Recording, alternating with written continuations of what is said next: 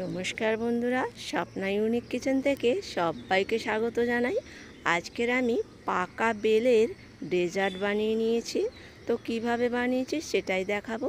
এখানে আমি অ্যালমন্ড, বাদাম, কিশমিশ 1 ঘন্টা ভিজিয়ে রেখেছি। হাফ লিটার দুধ নিয়ে নেব।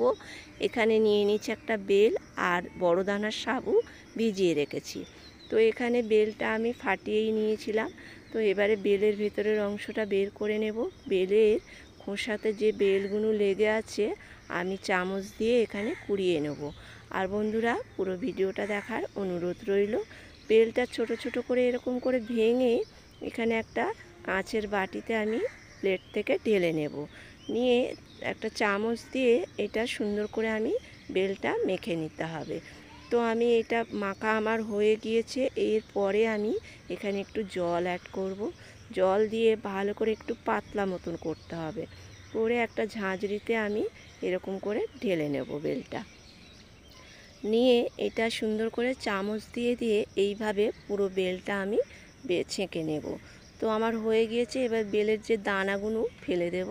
এখানে একটা বাটিতে ঢেলে নিয়েছি। আর এখানে একটা মিক্সিং জার নিয়ে নেব। নিয়ে বেলটা আমি মিক্সিং জারে নিয়ে নেব। নিয়ে এখানে আধা বাটির একটু বেশি চিনি দেব। যদিও পাকা বেলে মিষ্টি থাকে, তো এরকম রেসিপি করতে গেলে একটু মিষ্টি মিষ্টি ছাড়া ভালো লাগে না। তো এখানে আমি বেটে নিয়ে বাটিতে ঢেলে নেব। ভালো করে স্মুথ করে বেটে নিতে হবে। আর এখানে বড় দানার সাবু আমি 2 ঘন্টা ভিজিয়ে রেখেছিলাম।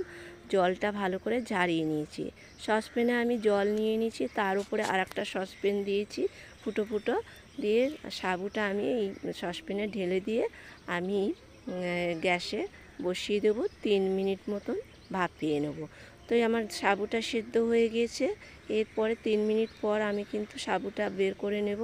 নিয়ে এরপরে ঠান্ডা জল দিয়ে সাবুটা সুন্দর করে ধুয়ে নিতে হবে, যাতে দলা না পাকিয়ে যায় আর সাবুটা ঝরঝরেও হবে।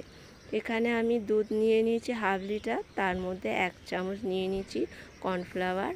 আর এখানে আধা বাটি নিয়েছি দুধ, দুধ না, চিনি। চিনি নিয়ে ভালো করে নেড়ে নেওয়ার পর 4টে এলাচ দিয়ে দেবো। এলাচটা ফ্লেভারের জন্য দেওয়া, না দিলেও চলে। আমি 2 মিনিট এটা ফুটিয়ে নেব, বেশি ফোটাবো না। 2 মিনিট ফুটে গেলে এবার বেলটা আস্তে আস্তে দেব। আর হাতা দিয়ে ভালো করে নাড়িয়ে যেতে হবে। আর এটা সুন্দর করে নাড়াতে হবে, নাহলে কড়াইয়ের তলাতে লেগে যেতে পারে। আর এটা আমি বেলটাও বেশি ফোটাবো না, একবার ফুটে উঠবে নামিয়ে বাটি ঢেলে নিচ্ছি। বেশি ফোটালে বেলের যে গন্ধ স্বাদ চলে যাবে। তো এটা আমার হয়ে গিয়েছে। এরপরে আমি বাটিতে ঢেলে নিয়েছি। নিয়ে যে সাবুটা ভাপিয়ে রেখেছিলাম, সাবুটা আমি এখানে অ্যাড করলাম। আর দিয়ে দিলাম অল্প একটু নুন স্বাদের জন্য। আর 1 চামচ দিয়ে দিলাম মিল্ক মেড। দিয়ে আমি এটা সুন্দর করে নেড়ে নেব। আর এখানে আধা বাটি দিয়ে দেবো কিশমিশ আর অ্যালমন্ড, বাদাম কুচানো আধা বাটি দিয়ে ভালো করে নেড়ে নিয়ে ওপর থেকে দিয়ে দেবো কেশর। দিয়ে আমি 1 ঘন্টা ফ্রিজে রেখে দেব।